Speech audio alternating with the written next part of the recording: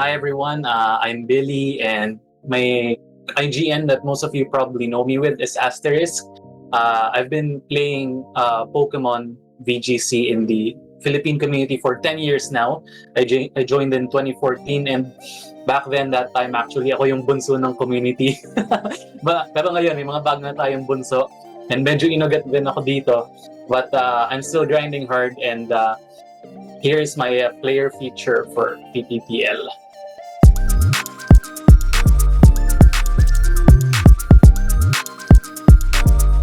So I joined the PPTL for the same reason that the founder, si Francis, mentions every ceremony that we have.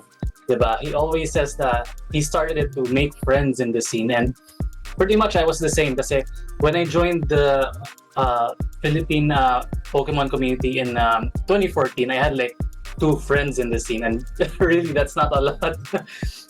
And when I saw yung former version niya, which was the PPA or the Philippine Pokémon Association, it was a very maybe a word to use is unique, no? The way that things were running, kasi the announcements, the matches, even the scores were held together by a Facebook thread.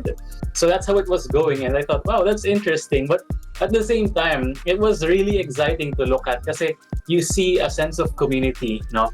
And I thought to myself, wow, I want to experience that as well. So without any second thoughts, I signed up for my rookie season, and true enough, no, I made a lot of friends. It was very much a key contributing factor sa pagkakaroon ko ng presence in the community, because not only did I gain friends through the team that I belong to, but also through the players that I had the privilege of playing against. One of them actually my rookie seasons, I played Francis, as we all know, no? Siyang founding talaga ng PPL, and it was in that season as well that I became friends with him. So yeah, to have friends.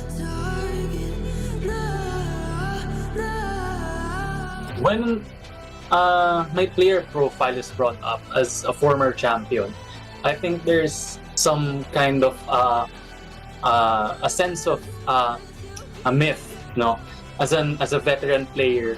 But really, when I think of how I progressed as a player, I think I'm a lot better now in many respects. And one phrase to encapsulate it is, I don't miss the tree. I don't miss the forest for the trees anymore. Kasi back then, no, in my prep, when it comes to games, tournaments, I overthink. I spend so much mental energy and time into the minor details, like, oh, does this Pokemon have all the calcs that it could possibly survive for?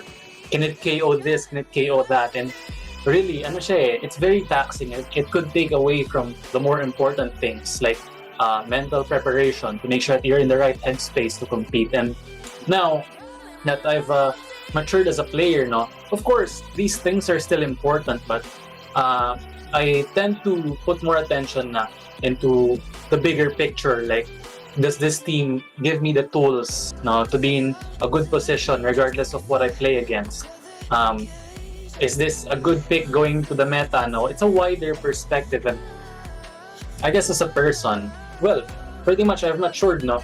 Kasi back then, I would get really pelted. This was even all the way until the 2020 season, and actually that was my worst season kasi in terms of performance. But now that I've gained a lot more experience and a lot more insight into the game of Pokemon, I look at everything now as a learning experience. And as a player, as a competitor, there's always a way for you to learn and to improve. That's why the game is a lot more fun for me now that I've grown as a player.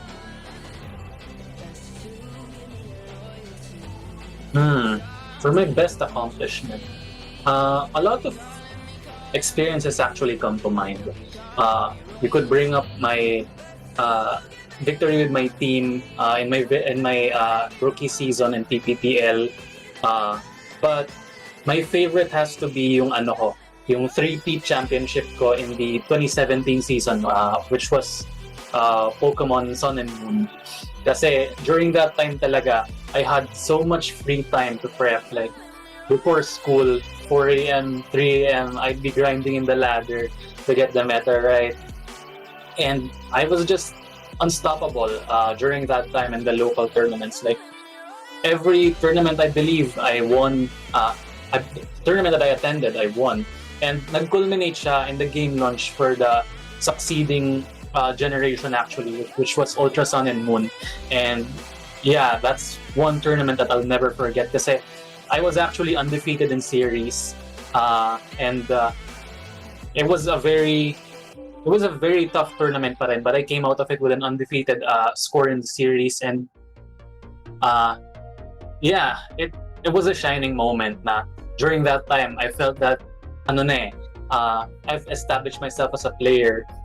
So yeah, that was my my greatest accomplishment for now. Okay, so for my secret to staying consistent, what I have to say is, if you want to be as consistent, find something you love about the game, right? Kasi that's how I always come back to Pokemon. To give you an example, when I first started out, the one thing I love about the most in Pokemon is the creative team building aspect, and this was reflected in my 2016 season. No, I spent many months building. I don't know if merong makagets ng reference, but it was yung Eveltal Groudon or Eveldon team. Back then it was called the Dark Core. And this was a very bizarre choice kasi it was a format that was dominated by Geomancy Xerneas, and Eveltal can do very little actually against that. But I grinded a lot to build a team, and it took me a long time, like 3-4 months to finally come out with a championship. And those wins were actually my first championship sa locals natin, and it was with a team that is generally not favored in the meta. So yeah, that's the one thing I focused on in my earlier years. And then after that, in the 2017 season, ako naman, ang focus ko naman that time is getting a better game sense. So learning about flowcharts, board position, that kind of thing, no? Yung lines. That's why I grinded Pokemon Showdown a lot that time, as I was mentioning earlier. And I actually hit number 1 on Showdown that time, but it was very short-lived kasi, Showdown's like a casino. So, yeah, yun yung ano ko eh. Yeah, you find something you love. And now in the more recent years, ang naging favorite part ko naman in Pokemon, now that we have open team sheets actually, and it really changed the game, no? My favorite part is getting a good read on the meta. So having a good read on the trends, having a forecast on which teams are going to be good. It's become much more important now that we play with open team sheets, and especially in league like PPTL, it's very important to have a good read on what's good and what people are playing. So yeah, that's what I can say. Find something you love about the game so that you always come back to Pokemon. If you're looking into get into PPTL, what I can say is it's going to be the same advice that all the other top players will give, but it's the truth eh. So do it and do it well. So find the goal that you're working towards, be it, of course, win the league or maybe improve as a player. Do it and do it well. Pour all the energy that you have into that goal, and move with intention. If you're looking to improve as a player, really put in the work now to learn the basics, to learn the fundamentals, and use the league as an opportunity to learn from the players. Kasi that's another key thing about the PPTL because you're giving the opportunity to be in the company of such established and experienced players. It's not even just a question of experience in terms of time, no? Through PPTL, we also get access to players who get international experiences, and that's priceless for a player who's just starting out and trying to get established and better at the game. So do it and do it well.